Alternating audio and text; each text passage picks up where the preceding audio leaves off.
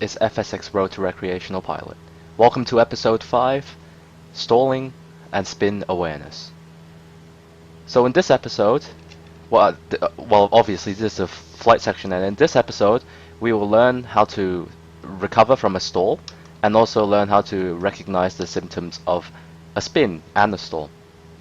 And if you haven't already, please watch the briefing, as there is some very important information in regards to stalls and how to recover from a stall. So before we do a stall, we obviously need to do a pre-stall checklist. And in the briefing, I've talked about a pre-stall checklist, and as a recap, the acronym is HAZEL: height, airframe, security, engine, lookout, and location. For height, we are good. We are at 4,000 feet, and it is more than sufficient. We want to aim to recover by 3,000 feet, and 4,000 feet is a very conservative decision. Is a very conservative height, which is good. So height is covered. Airframe is doors and windows are closed, and we will review the stall configuration. So the first stall I'm going to demonstrate is a power off clean configuration stall. And security, so seat belts are fastened and tightened and no loose articles. It is very important. Engine, it will be T's and P's in the green, and we have the mixture lean, so we're going to go mixture rich for any maneuvers. Location first. So obviously we are over the training area, and we are not over that much of populated areas to speak of. And lookout, it will be a one left-hand 360-degree medium level back turn for a clearing turn. So what we're going to do is we're going to note our heading, which is around 120, and we're going to do a left medium level turn 360 degrees. And during this turn, you'll want to look out, especially look out for traffic that is in front and below you, especially below you actually, because you wouldn't want to smash into any aircraft that's below you, of course, because during the stall exercise you are gonna lose a considerable amount of height. If you recover properly, you're not going to, but in the beginning when you start, you're gonna lose quite a bit of height. So remember to look out underneath you, and also the function of a clearing turn would make you more visible, as you are showing the planform view to other aircraft around the area. And it is also advisable to leave all your lights on during these training flights. So I know people who turn off the landing light after takeoff. I don't, and I don't advise you to. I highly encourage people to just leave the landing light on. It's going to damage the landing light slightly, but honestly, landing lights are cheap, and they can be replaced really quickly. So that's my opinion. So leave all the lights on. That's my opinion. So we're coming back to our original heading. So lookout is good, our area is clear, we're clear underneath. And the first stall we're going to do is a power off clean configuration stall. So once again, the examiner is not that interested about how you enter the stall. However, they are interested at how you recover. But for this video, I'm going to teach you how I usually enter it. So it will be power idle.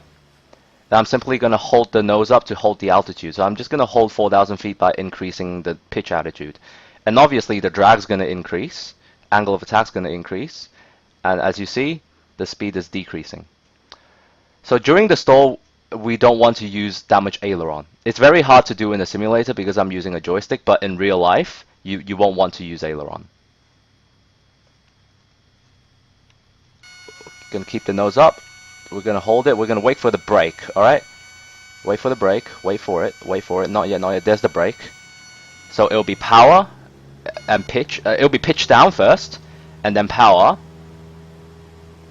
And then set the climb attitude, and climb back to 4,000 feet. Just like that. So the most important thing, I think, is don't go straight for the power. Because what causes a stall? A stall is caused by excessive angle of attack, and we can only reduce the angle of attack by reducing the pitch. So the first thing we do is get rid of the cause of the stall, which is the excessive angle of attack, and we're going to lower the nose and reduce the excessive angle of attack. And then the power is only used to reduce height loss during the recovery. That's all it is. And we can actually recover without using power. However, it's a bit stupid to do that. And between every stall, we are going to do an abbreviated pre-stall checklist. It's called the hell check. So height back to 4,000. Engine, T's and P's are still in the green. Location, we are still over an unpopulated area. And this time for lookout, we're going to do one left-hand 90-degree turn. This would allow us to stay in a small area during all our stall exercises. And once again, keeping your eyes outside and keeping a good lookout for other traffic, because the stall exercise can be very unpredictable and you wouldn't want to fly in a congested area. And the leveling off. And now we're going to do a power off landing configuration stall. A landing configuration implies that we will have full flaps down. Power off is power to idle. And we are going to expect a more violent brake. And for the recovery, we will want to go flaps up to flaps 20 straight away, because flaps 30 is all drag. So we're going to enter by pulling the power back. Once again, holding the pitch up. And then we are below 110 knots, so we can lower the first stage of flaps. Compensate for the balloon a little bit. And then we're within the white arc, so we can slowly get the last couple of stages of flaps in. And once again, ailerons should be held to your best of your ability to neutral. Once again, this is a simulator. It is a bit hard to do that. You pick up any wing drop using rudder. So we're holding it, wait for it. There's the brake. So lower the nose, full power. Flaps to 20 straight away. Positive rate of climb, flaps to 10. And then we can go flaps up. We've lost about 400 feet there. Once again, this is the simulator and I don't have rudder pedal, so it's a little bit hard to pick up wing drops. In the real world, the most ideal situation is to pick up wing drops using all rudder, only rudder. The reason is, if you use aileron, it's going to change the angle of attack on one wing, and one wing is going to be more stalled than the other wing, and therefore it's going to cause a spin. And that's not something you want, and that's not something I'm going to demonstrate either. And once again, we're going to do the hell check, and we're going to do the final stall. So height is good, engine T's and P's are in the green, location is good, and lookout, let's do one left-hand 90-degree turn.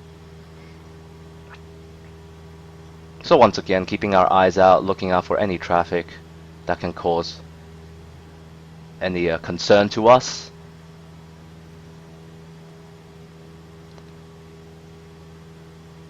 So that's about it. 90 degrees, left-hand turn. And then we're going to do our approach configuration stall. Power on stall, this one is. So power on, so this would be simulating that you're on approach and you inadvertently stall the aircraft. So what we're going to do is we're going to power to 1,500 RPM, simulating an approach power configuration. And then we're going to once again slowly lower the flaps. The recovery is basically going to be the same, however, what we want to expect is a higher pitch attitude, because power increases the amount of airflow over the wing, and it will reduce the stall speed actually. So we're coming down to flaps to 4 now, fine-tuning the power back to 1,500, and then we're just holding, once again, holding the nose up. And then expect that you need a bit of right rudder. That's normal. Holding the nose up, hold the nose up, hold the nose up, hold the nose up, hold the nose up, up, up, up, up, up, up, up. Wait for the brake. Don't recover too soon. Wait for the brake, wait for the brake, wait for the brake. Wait. There's the brake. Full power. Flaps to 20. And that was a decent recovery actually. And then above 60 knots, flaps 10. And level off at 4,000, let her accelerate. 70 knots, flaps up. And retrim for cruise flight. So that's it, guys. That's stalling, and it is normal to have a fear of stalls, because it obviously is an uncomfortable configuration to be in. But once again, if you have enough altitude, you can practice it. And if you have any questions or queries, please feel free to leave them in the comments below. I will reply as soon as possible. And as usual, Have fun, fly safe.